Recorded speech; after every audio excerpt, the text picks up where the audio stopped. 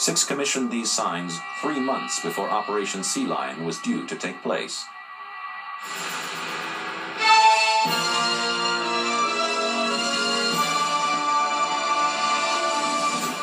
November 20th. Dr. Franz Six and his death squad commandeer the Dorchester Hotel.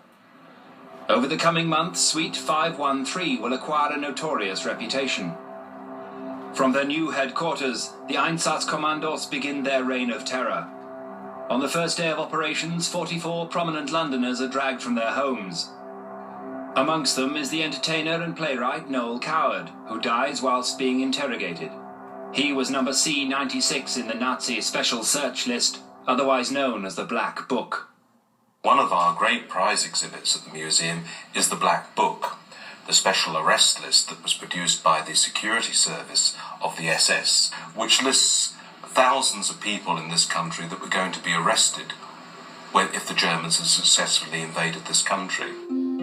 Of the 20,000 copies of this book that were originally printed, only 2 remain in existence. The Sonderfahndungs List GB, or Black Book, named 2,820 individual enemies of the Reich, who were to be hunted down and eliminated once Britain had been occupied.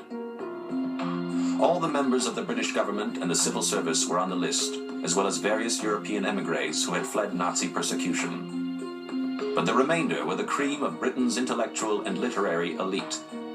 With Teutonic efficiency, the Nazis would have worked their way down the list in alphabetical order.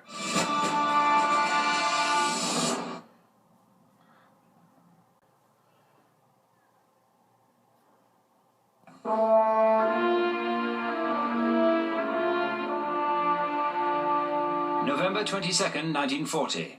Dr. Franz Six's reign of terror continues. E.M. Forster, author of A Passage to India, is arrested on charges of homosexuality and deported to Germany. Outspoken socialist and science fiction writer H.G. Wells is fatally wounded trying to escape the Gestapo. Bohemian novelist Virginia Woolf drowns herself rather than face interrogation by the Nazis.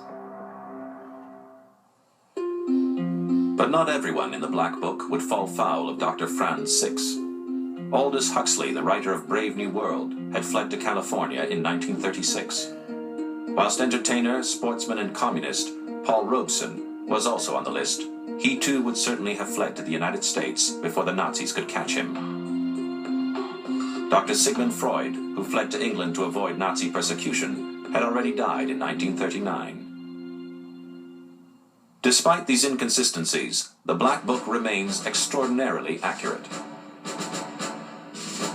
So who was the cold-blooded Nazi who had so meticulously compiled and cross-referenced almost 3,000 people in such a sinister document? The death list had been assembled in the summer of 1940 by Walter Schellenberg, a rising star of German intelligence. But the Black Book was really just an appendix to Schellenberg.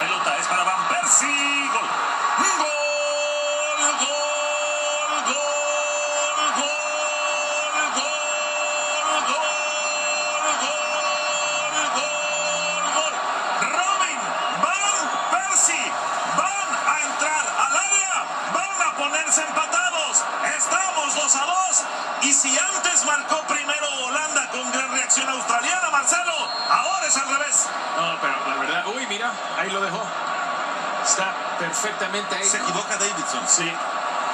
Ahí está el error, se tira para atrás, pero no, mira, sabemos que Holanda juega. Y acaba otra vez, y acá llega para meter el zapatazo, para pegarle bien de pierna derecha a Arjen Robben. Informationsheft GB, the Nazi Guide to Britain. At the end of June 1940, I was ordered to prepare a small handbook for the invading troops and the political and administrative units that would accompany them. This task occupied a great deal of my time, involving the collection and assembly of material from various sources. Despite Schellenberg's modest description, Informationsheft GB is actually a blueprint for the ruthless domination and total exploitation of Britain.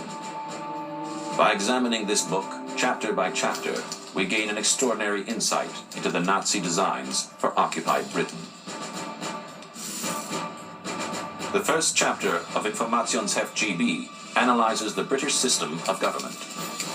In spite of the general right to vote, which has existed since 1918, Parliament is still linked to the class system. Walter Schellenberg went on to write a detailed analysis of the government infrastructure, from Whitehall down to local parishes. This information was essential to the Nazi strategy for the occupation of Britain. What they want to do is to work with existing structures, and we see this throughout Western Europe. Once they've conquered places like France, Holland, Belgium, the Netherlands, the Scandinavian countries, they want to work with existing political structures. Willing allies have been that shoddy crew of politicians and would-be dictators who have followed in the footsteps of Norway's despised Vidkun Quisling, the easy way to wealth and power. Even in stubborn Yugoslavia, the Germans found a Quisling, the fascist murderer Ante Pavelic, whom they tried to build into the semblance of a national leader. In Belgium, the despised fascist Leon de Grelle, excommunicated by the church, has helped the Germans enslave and destroy his own countrymen. So who would the Nazis want to run the government in occupied Britain? Oswald Mosley, the leader of the British Union of Fascists, in a sense would have been an ideal figure, because in addition to being a fascist, he was also very much a fully paid up member of the British upper classes. Oswald Mosley was the only homegrown fascist politician in Britain. He modelled himself on Mussolini, and at the height of his popularity in the 1930s, he had more than 40,000 supporters, known as Blackshirts. Despite his fascist credentials, this is not what the Nazis wanted in a puppet ruler of Britain. Very, very rarely would the Nazis actually give real power to native fascists. The Nazis were much more willing to deal with established politicians who they felt would deliver the goods better. We know from the 1930s and from the era of appeasement that there were politicians who wanted to deal with the Nazis on the basis that they were reasonable political people. This morning I had another talk with the German Chancellor, Herr Hitler. We should ask nothing better, as we have said more than once, than to work with Germany. I think these are the people that the Nazis would have been looking to have provided government in the period after they'd invaded.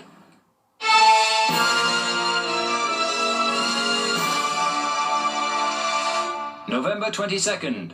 Armistice. The war is officially over. Since London was occupied less than 2 weeks ago, the British government and what's left of the army have been holding out in Worcester. But today, Lord Halifax met with Marshal von Brauchitsch in the town of Leamington Spa, where they signed the armistice agreement. The Germans will retain direct control of London and the southeast, while Lord Halifax will administer the rest of Britain. With a compliant government in place, the Nazis' next move would be to hold together. If Britain either joins the Nazi war effort or is occupied, the main worry in Berlin must be what is going to happen to that far-flung empire.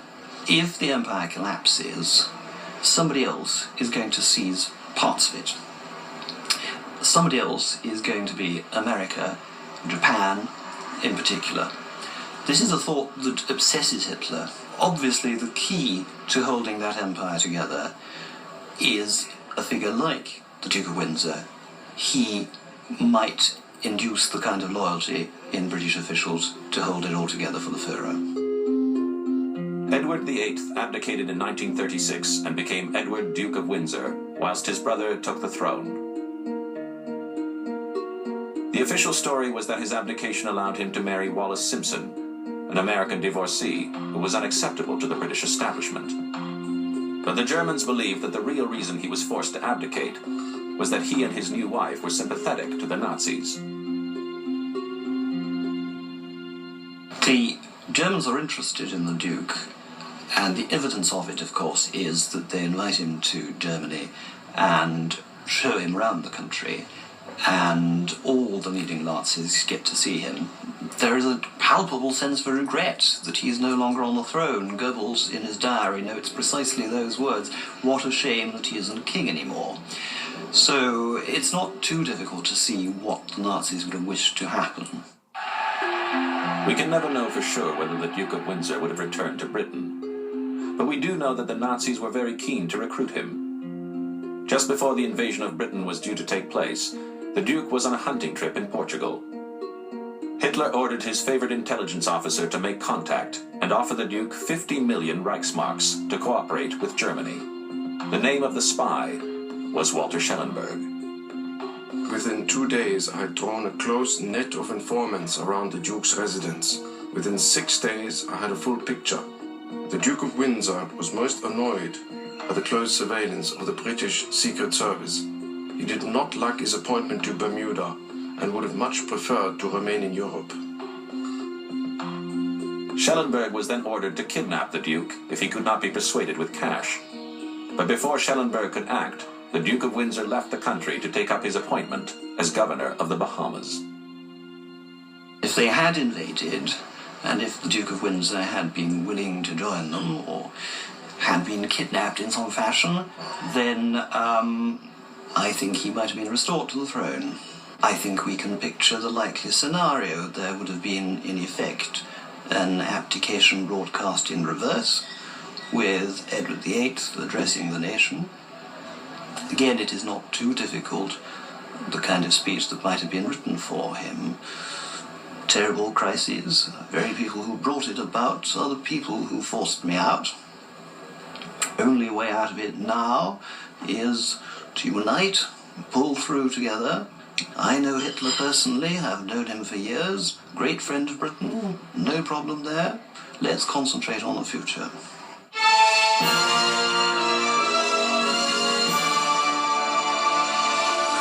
December 1st, 1940. The King and Queen of England might be in Canada, but at least one royal is coming back to Britain. The Duke of Windsor is returning to England to become Prince Regent, and Wallis Simpson will be his princess.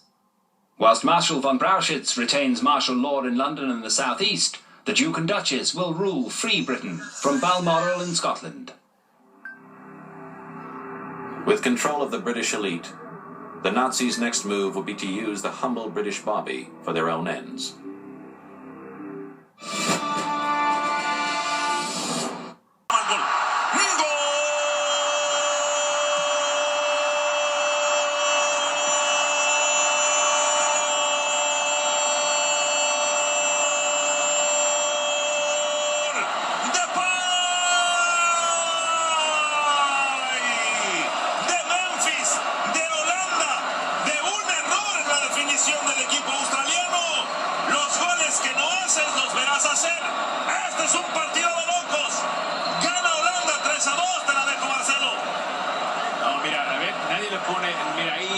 Que se movió por un error del arquero también, se movió poquitito, acá el pique, mira, la tiene, la empuja, no la ve o se tira tarde, porque no puede hacer un error. Lo mismo ayer con Rusia, el arquero el error que hizo, pero mira cómo se mueve la pelota, y la verdad, para mí es un error grande. Sí, para mí también más allá de que se le mueve, que le bota antes, que le hace mucho juego el balón, es un error, pero para mí primero de la defensa, los centrales ninguno cierra.